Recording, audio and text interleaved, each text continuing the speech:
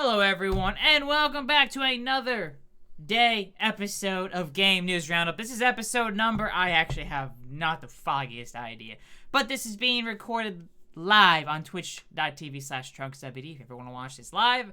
Well, usually on Monday nights. It is September 5th, 2022, and as usual, we'll be going over the latest VGChartz estimates will be the final week of August, the week ending August 27th. September is usually a 5-week month. March, June, September, December are 5-week months if you look at, you think, oh, there's 4 weeks a month, there's 12 weeks, but it's 12 months in a year, it's 48 weeks, but it's actually 52 weeks in a year. I think 10 weeks plus a day, but 4 months in a year get that extra week. I usually like to set it up where it's, again, March, June, September, and December are the 5-week months. Also to follow NPD, which tracks which does their own US figures. But anyways, for the week ending August 27th, we have seen an increase in sales across the board, other than the PS4 and Xbox One, because it's discontinued. It's just what remaining stock is available is what's left at speed, so it ain't much and dwindling quick. But yeah, Switch. Almost 350,000 sold. Almost 347,000, I should say, sold worldwide. PS5, 235,000. And Xbox Series X and S, almost 190,000. Again, estimates based on the available data we have right now. And as more data becomes available, adjustments do occur to make our estimates more accurate over time. And now, why does the Switch see such a huge boost? Especially the Switch, so the biggest boost week over week. The Splatoon 3 limited edition Switch OLED did get released and saw a huge spike in sales, and specifically Japan, where Japan sold more than in North America, US and Canada. 113,000 for the Switch in Japan versus 106,000 in North America, 77,000 in Europe, and again, almost 347,000 worldwide for the Switch. PS5, in second place with almost 91,000 in North America, almost 80,000 in Europe, 25,000 in Japan. Series X and S, almost 190,000 worldwide again. Just behind the PS5 in North America, about 87,000 estimated sales, 54,000 in Europe, and 16,700 in Japan. And then PS4 about a little under 3,500, and the Xbox One just a tick over 300. And again, PS4 and Xbox One sales will be dwindling through the rest of the year, and then at the end of the year, we'll stop doing estimates for them. And lifetime sales, we now have the Switch at 112.08 million sold worldwide lifetime, which it is now just a hair under 5 million, or about 5 million away from outselling lifetime PlayStation 4 sales. And a little bit, and then a bit more for Game Boy, which is after that. And then we got 22.7 million estimated sales for the PS5, 16.69 million for the Xbox Series X and S. We got that there. And then if we could take a quick look here at the platforms total, we got, the Switch, just over 112 million. The PS4 is a little over 117 million shipped lifetime. We will be catching up to that in the coming weeks. And then Game Boy, just ahead of the PS4, 118.69 million. Switch should have no problem surpassing the PS4 and Game Boy. Become the third best-selling video game platform of all time by the end of the year, which leaves the DS and the PlayStation 2 after that, which are going to be, well, we'll see if it has enough legs to catch up to the DS and PS2, because technically it is tracking behind the DS worldwide, but the DS sales fell off really quickly, so if it has better legs than the DS, it has a chance of catching up and eventually outselling it. And then as well as the PS2, which PS2 had really great legs for many years after the PS3 launch. It kept selling for a long time. You look at some consoles, like, they sell really well for 3, 4, 5 years, and then they drop off real quickly. And then you get the PS2, which sells really well for like 10 years. Some crazy, relatively well, for comparative to other platforms. But going into the breakdown, weekly article. So, comparing the current gen compared to the last gen console, so the PS5 versus the same week for the PlayStation 4, and the Series X and S versus the same week for the Xbox One, which would be the week ending August 29th, 2015. The PS5 is actually up over 32,000 units compared to the PS4. And the Series X and S is it's a bit over the Xbox One, nearly 73,000 more units sold. Yeah, the current gen Xbox is doing far better than the Xbox One. And actually, technically, if you look at launch line, the Series X and S is the fastest selling Xbox generation to date. Switch is selling like gangbusters. The PS5, while technically it has fallen behind the PS4 launch line sales, it's mainly due to the extreme shortages that have been facing the PS5. But stock has been improving in the last 2 or so months. You've been seeing an uptick in the amount of consoles available for the PS5, and as well for the Series X has gone up, not nearly quite as much. But yeah, and year-over-year sales, thanks to the Switch OLED, Splatoon 3 limited edition model. Switch is actually up year-over-year by almost 61,000 units, or 21%. PS5 is still down slightly year-over-year, but compared to what it's been, it's definitely an improvement over where it's been. The Series X and S again continues to be also way up year-over-year, 56,000, 42% year-over-year. PS4 is down 87%, Xbox One is down 92% year-over-year, which, yeah, that's not going to be changing anytime soon. I expect those percentages actually to be increasing as sales keep dropping for both of them. Week-on-week sales, so week ending August 27th versus the previous week, the week ending August 20th, Switch sales are up by over an estimated 83,000 units. PS5 sales are up by over 25,000 units, and the Series X and S by over 16,000 units. And 2022 sales, estimated sales so far, 10.25 million units for the Switch, 5.74 million for the PS5, and 5.1 million for the Series X and S. Again, these are the latest VGChartz estimates for the week ending August 27th based on our latest data that we have available to us. And then we can take a quick look at the monthly sales comparisons that we do. Again, we're still since we just got the last week of August up, we'll be starting the August monthly sales comparisons later this week, this weekend or so. But the last bunch of ones here we have for July. So if this is through the end of July for this one, be for the PS5, which is 21 months for the PS5 and versus compared to the first 21 months of the Switch. So launch aligned, PS5 versus Switch. PS5 initially was tracking ahead, and then we get to the first Switch holiday where the Switch took a lead, and the PS5 ended up catching back up, taking a bit of a lead, and the Switch, well, taking the lead again. And this big drop here, I believe, would be November 2018. It'd be the Switch's second holiday, one of the months of its second holiday, right here. And the Switch is nearly 3 million ahead of the PS5 launch aligned. Of course, again, the holidays don't line up because PS5 launched in November, Switch launched in March. So that's why you'll see the kind of helix of going up and down. One doesn't lead, the other's in the lead, one doesn't lead, one and the other's in the lead. Although, with Switch sales being as strong as they are, I probably would, at this point, assume, I could be wrong, you never know by the end of the generation, but I can see the Switch, being the best-selling video game platform of all time, and obviously staying ahead of the PS5 by the end of the gen. But yeah, if you look here, actually might as well go down to this one. PS5 a little ahead, a little behind, a little ahead, then a little behind, and then here's what we have for lifetime Switch sales through July. Mind you, through July is what this is through. And then we've got here, so this is the Nintendo Switch versus the 360 sales comparison in the United States. So the Switch has been ahead of the 360 the entire time. With a lead that actually grew quite a bit, but right here, the 360 actually caught up a couple million, or 2.5 million or so. Why? The Kinect. You might have forgotten the Kinect, but it boosted 360 sales quite a bit late in its life in holiday 2010 through holiday 2011. But the Switch is still about 10 million ahead of the 360 estimated sales tracking.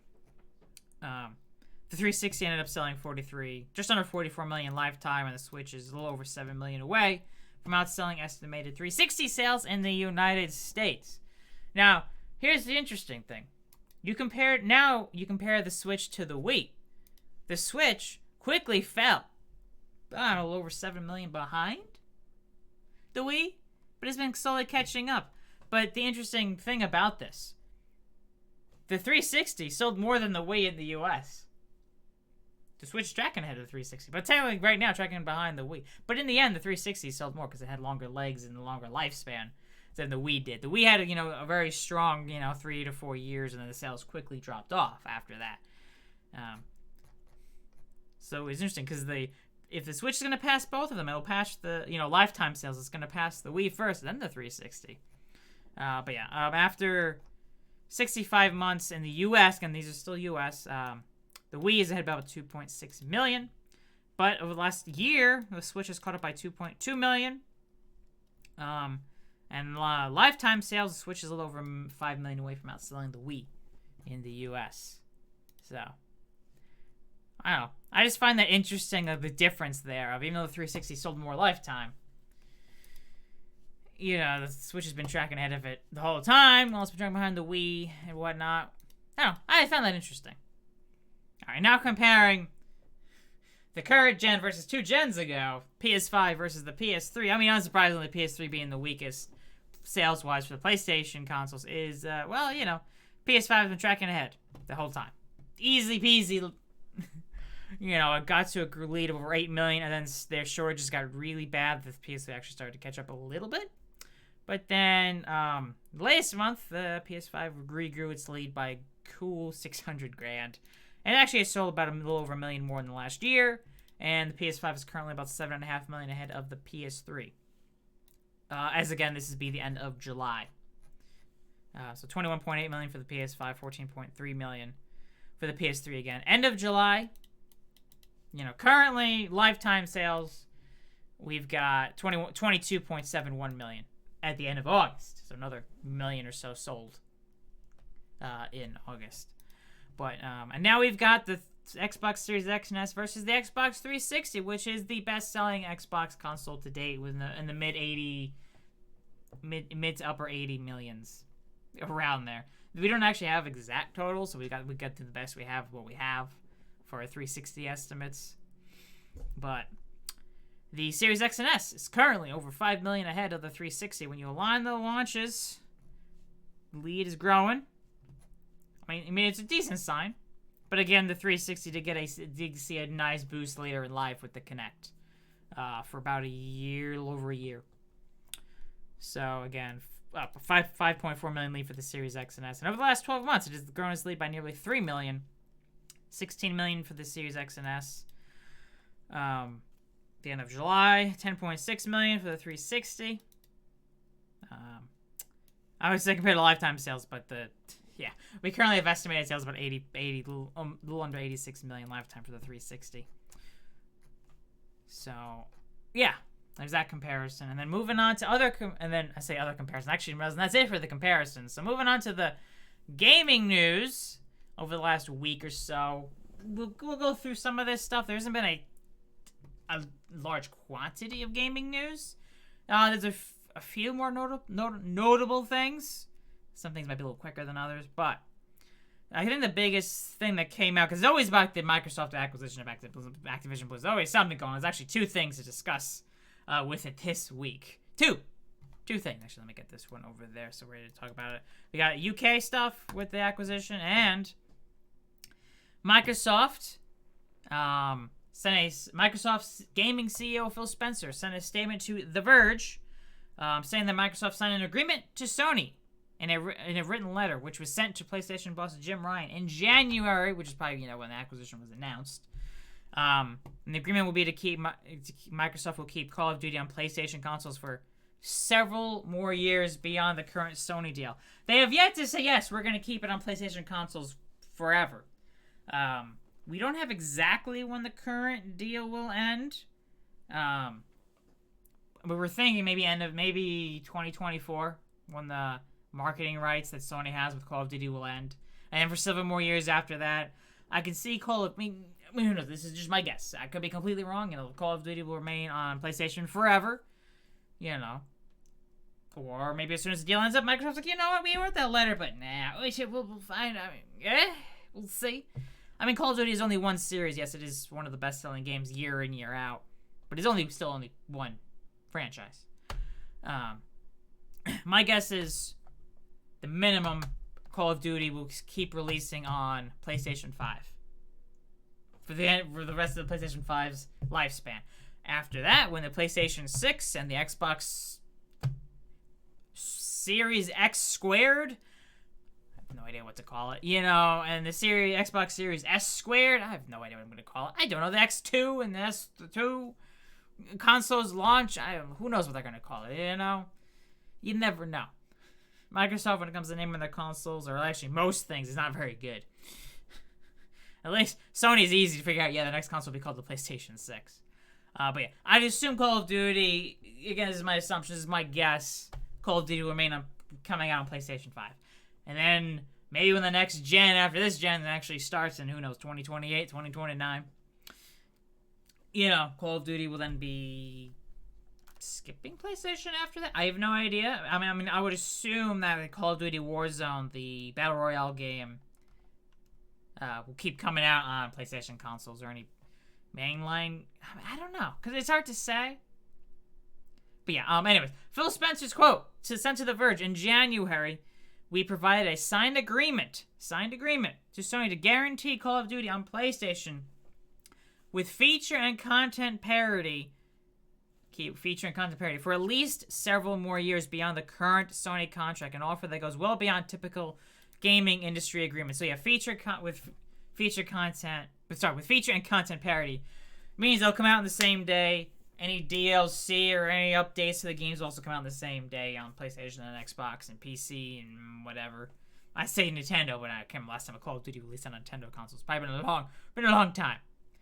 But then after that, after several more years after that, I mean, it's possible, yes, Call of Duty will still come out on PlayStation, but then maybe DLC and updates, maybe certain content will come to Xbox like a month ahead of time or something, a couple months ahead of time, maybe. I don't know. I have no idea. Obviously, it'll also be coming to Game Pass at some point in the future, the day one. Then again, Microsoft has never really stated that per se, but considering their focus on growing Game Pass, seems likely we'd see Call of Duty on Game Pass. But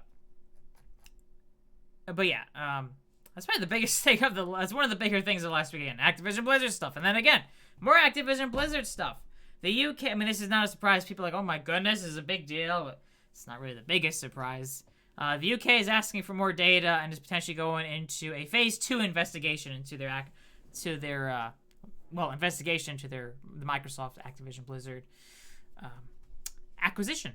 So yeah, the Competition and Markets Authority, the CMA in the UK, has released a statement following its initial investigation into Microsoft's proposed acquisition of Activision Blizzard, following feedback from third parties that have an interest in the deal. The CMA has concerns the acquisition would give Microsoft control over some of the most popular games in the industry, like Call of Duty and World of Warcraft. Activision, like, yeah, it's really Call of Duty, but I mean, Overwatch, Diablo. But anyways, but yeah. CMA, Senior Director of Mergers at CMA, has stated, following our Phase 1 investigation, we are concerned that Microsoft could use its control over popular games like Call of Duty and Warcraft post-merger to harm rivals, including recent and future rivals in multi-game subscription services and cloud gaming. If our current concerns are not addressed, we plan to explore this deal in an in-depth Phase 2 investigation to reach a decision that works in the interests of UK gamers and businesses. So the CMA has given Microsoft and Activision Blizzard until September 8th, which would be this Thursday, to respond to the concerns, and that if the responses are not received by then, it will do a Phase 2 investigation. In this case, it will appoint an independent panel to take a closer look at the deal. The CMA in a summary said it is concerned that if Microsoft buys Activision Blizzard, it could harm rivals, including recent and future entrants into gaming by refusing them access to Activision Blizzard games, keeping Call of Duty off PlayStation in the future. Potentially, I mean, again, as I was saying, they've said they plan to keep it on PlayStation for several more years after the Sony deal is done, but not permanently. We'll find out. What's up? Might fall over my head. Looking forward to listening. Thank you. Yeah, thank you for listening. I do what I can. But yeah, we've gone over the estimates already, and we're currently going over the little bit of gaming news over the last week. Again, it seems to be every week there's something with the Activision Blizzard. Something big. It's like, all right, I'm almost getting sick of writing up all this stuff with it. I'm like, all right, this is... Ugh. I'm not going to write up like an article on every country that approves it or disapproves it. Yeah, the UK, the European Union, and the US are the big ones, and then obviously once the deal is fully finalized. But like all the other countries, I probably won't bother. But anyways, so yeah, UK is looking at potentially doing a phase 2 investigation, which from what I've read and have seen, is not really a surprise that they're looking to this, just for the fact that it's a nearly $70 billion deal. That's a huge deal. So yeah, of course, a lot of these countries and places will be taking a closer look into it. Yeah, I know, Sony's acquisition of Bungie closed fairly quickly, but we're talking about one, not really small developer. Compared to Activision Blizzard, yeah, you're talking about a $3 billion deal versus almost $70 billion deal. It's, 15 or 20 fold, 15 to 20 times bigger deal for the amount of money. And this, being one of the biggest deals, I think just in history overall. I mean, it wouldn't be the biggest deal ever made, but it's gotta be up there, one of the biggest. Definitely the biggest in gaming by far, and the biggest for Microsoft. So yeah, Microsoft, they still expect it to close by June 2023, so there's many, many more months of this. It's gonna be a bit, but hey. So yeah, moving on. This is from, well, technically over the weekend, but the head of Xbox Game Studios, Matt Booty, during a Q&A at PAX West 2022, he was asked if the pandemic played a role in the large number of video game delays of the last couple of years. He said, yeah, it played a part of it. However, he did also say that how games develop nowadays have been evolving. So they look very different than they used to be. Basically saying the majority of AAA games developed nowadays are developed by more than just one team. Developed by multiple teams and multiple studios. The idea of... So Matt Booty did say, the idea of a single team under one roof really doesn't happen that often anymore. I'll use an example. Our Perfect Dark team down in Santa Monica, The Initiative. So we just did this big partnership with Crystal Dynamics. A team at Crystal Dynamics is helping co-develop the new Perfect Dark game with lead developer The Initiative. So yeah, he read online, oh, this must mean there's a problem or something. It's quite the opposite, right? You've got this veteran team at Crystal Dynamics, a big AAA team with over 100 people becomes available. Of course, we want to work with them, particularly if they've made a game like that before. And that's how we've done an awful lot of work. If you think about Age of Empires 4, which just launched last fall, that was made in partnership with Relic Studios up in Vancouver, great partnership, and even something like Flight Simulator. We worked with a studio in France called Asobo. And that kind of co-development when you're working out with people like Certain Affinity. Certain Affinity has helped with the last bunch of Halo games, and I think some Call of Duty games and whatnot. Iron Galaxy, Blackbird, and all those studios are so key to the products that we make that they'll also add some complexity where if one of those studios has problems, it then impacts the schedule. So the days are gone when you can sort of go, everybody round up the team in the cafeteria. I want to tell everybody to work harder this Wednesday. That's long gone. It's gotten a lot more complicated than that. So yeah, games have been delayed, but also looking at multiple studios working on multiple games. Especially looking at like Call of Duty. Like pretty much every developer at Activision is working on some Call of Duty game. Because I believe there's like 3 mainline Call of Duty games in development at any one time, maybe 4. Not even including Warzone, which I'm pretty sure Warzone 2 is in development and should be coming out soon or next year. So yeah, game actually coming out this year. One of a few games that hasn't been delayed to next year. I mean, it's not out yet, so fingers crossed, right? Cross all those fingers. God of War Ragnarok. New gameplay video which features some of the new combat abilities. We can actually take a quick look at this. If anyone's curious or excited about God of War. It's Jay from Game Informer. Ragnarok. Game Informer. God of War games are known for their expressive, gritty action, and Ragnarok looks to be no different. In fact, 2 lead combat designers told me their process is inspired by a badass studio catchphrase: "Play with your food." And you can see how Kratos lives up to that philosophy, being a grappling badass, ledges with his blades of chaos, and launching opponents with the 2 new Dauntless and Stonewall arm shields. Atreus assists the war effort by stunning with arrows, destroying obstructions, swinging his bow, and summoning spectral allies. The last God of War game is on my playlist for streams, actually. I want to finish up Horizon Zero Dawn first, and then we got Spider-Man Remastered, Kratos as well as God activates of his War weapon's for future signature games to move. stream. Depending on whether he has a Leviathan axe or Blades of Chaos equipped, Kratos can infuse his steel with ice then it gets or Horizon fire. Forbidden West These and elemental God of War moves Ragnarok whenever they end up Frost landing on Awaken PC and in the Whiplash future. do extra damage by freezing or incinerating well. enemies. Even though you're an unstoppable ball of rage, one combat designer cautioned and that then we next year I'll probably be with spending all months our and food. months going Some through food can Starfield. heat us pretty easily too. Want more info about the new and also reptilian later this creatures year, new called Pokemon Grims game. or I'm trying to think some what of else the is there to playstyles be, you but can I'll be experiment playing with? and streaming. Go to Pokemon Scarlet and Violet. I don't know which one I'll be getting yet. Ragnarok, and be sure to stay tuned for more God of War videos. But yeah, a quick look at God of War Ragnarok, which is coming out November 9th. Let me double check. Right, November 9th, PS5 and PS4, and I'm sure at some point in the future be coming to PC. They haven't said anything about a PC version, but considering Sony's been releasing older games on PC, I'm assuming in a year or 2. 3 years maybe, it'll be on PC. So that is a little bit on God of War Ragnarok. Moving on. Yes. New Game Pass tier has officially launched in Ireland and Colombia. Xbox Game Pass Friend and Family has officially launched. Again, in Ireland and Colombia, it was spotted by Twitter user Idle Sloth. So in Ireland, it is priced at 22 euros a month, which translates to about just a hair under 22 US dollars, and 49,900 Colombian dollars, or $11 USD.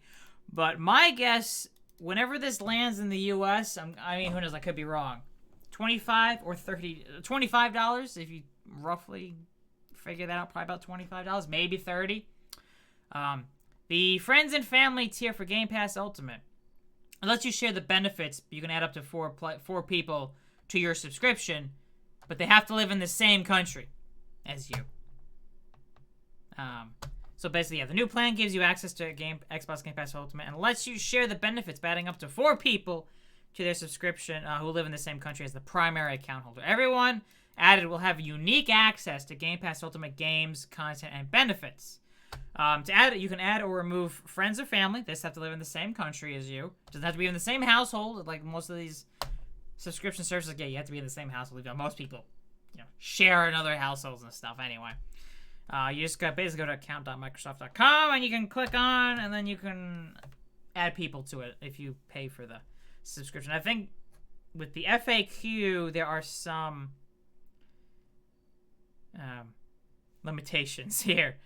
So there's an FAQ.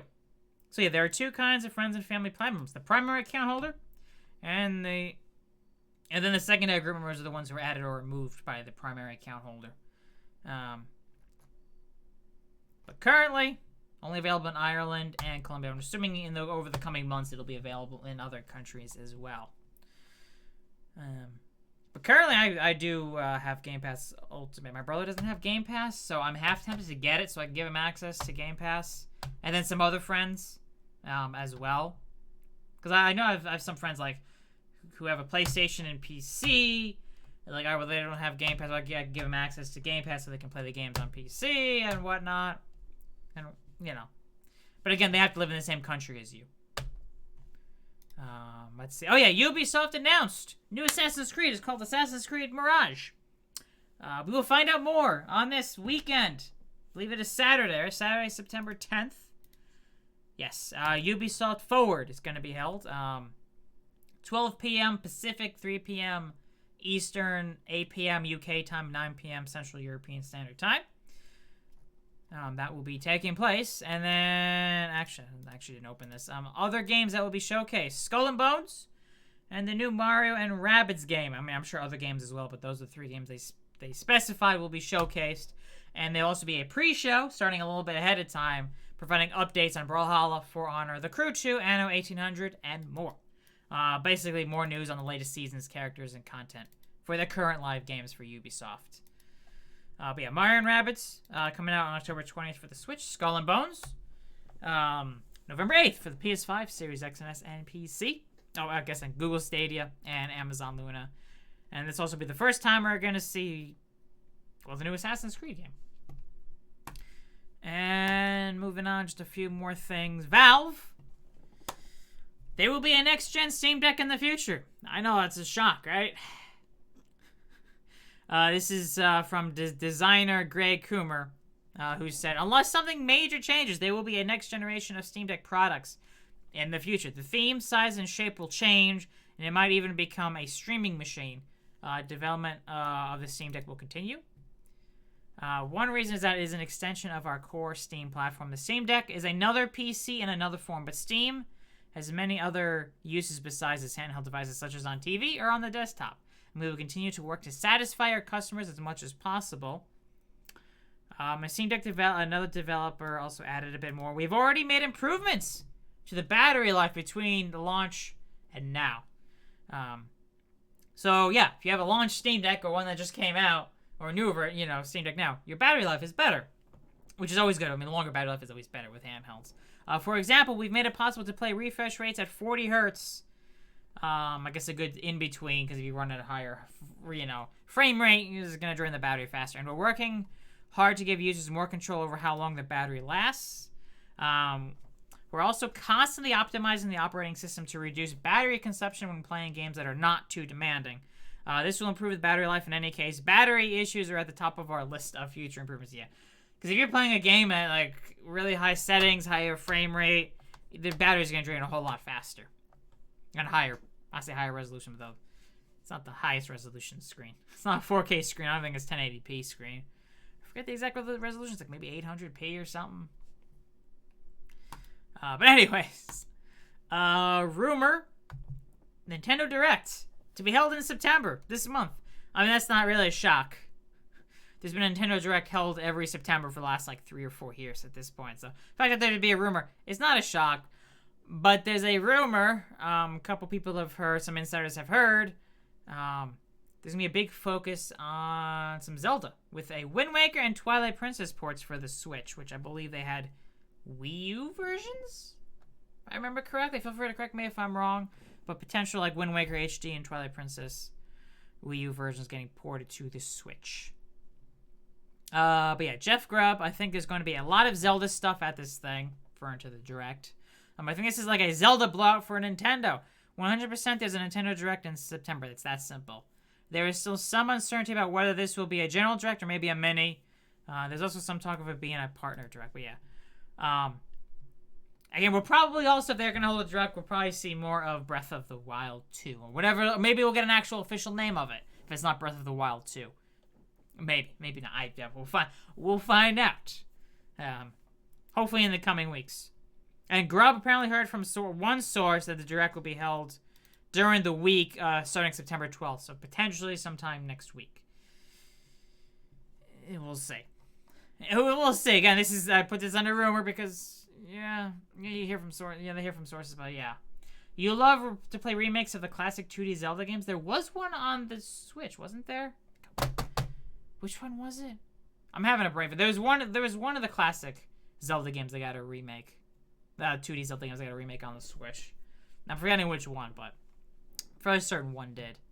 And for the last bit of more note, as a Halo fan myself, I'm not really surprised about the bad news. Link's Awakening, yes, thank you. Halo Infinite update. Season 3 has been delayed from November to March. Campaign co-op, network campaign co-op to be more precise, was supposed to come out at the end of August. It's now September. Is now going to launch alongside what they're calling the Winter Update, which is going to run from November 8th to March 7th. So it's going to come out November 8th instead of end of August. And the beta for Forge, which all the stuff I've seen from Forge, all the leaks and stuff, looks fantastic. But the fact that Campaign Network Co-op has been delayed again. And the kicker is they've completely canceled split screen co-op entirely.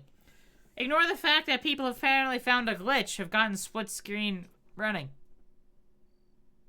in the game. But yeah, Joseph Staten, the head of creative at 343, basically said we had to make the difficult decision not to ship campaign split screen co-op and take the resources that we would use on that and go after the list of updates they're working on. They need more people at 343. There's not enough developers to work on this stuff. The game came out 10 months ago, or almost 10 months ago, and we've had 2 new maps. And, one new mode? 2 new modes? In 10 months? That's not good. It's not good, but we'll finally be getting Forge. Campaign Network Co-op. Mission Replay. 2 new maps for the winter update. And a free Battle Pass, a 30-tier Battle Pass. New game mode, Covert 1 flag, and a December event. And then Season 3, what they're calling Echoes Within. Again, March 7th to June 27th.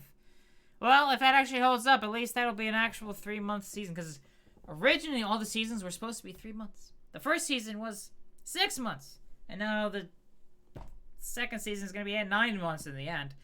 I don't know why they couldn't have just called this winter update. But they probably would have been smart just to call this Season 3. This Season 4, so it feels like, alright, at least there's something. I don't know. But anyways, yeah, Season 3, 2 new maps, 1 new weapon, new equipment in March. 6 months away. New Battle Pass, yeah. Custom game browser, which with Forge basically means players can create their own maps. Their own design, their own modes. They can customize the modes and stuff like that, which is pretty cool. But you need really, without the custom game browsers, how are you going to find the maps that people make? That should be launching with this, but it is what they're doing. I'm disappointed with most Halo fans. I love Halo, and I have not touched the game in a while. There's that. But anyways, never my disappointment. That is the Game News Roundup. Going over the latest VGChartz estimates, as well as any other gaming news over the last week. Again, it's a somewhat quieter week, although it still took me a while to go through everything. So, as always, if you're watching this on YouTube, hit the like button. Be sure to subscribe. Leave a comment down below. You know, YouTube algorithm and all that stuff. So, thank you all so much for watching.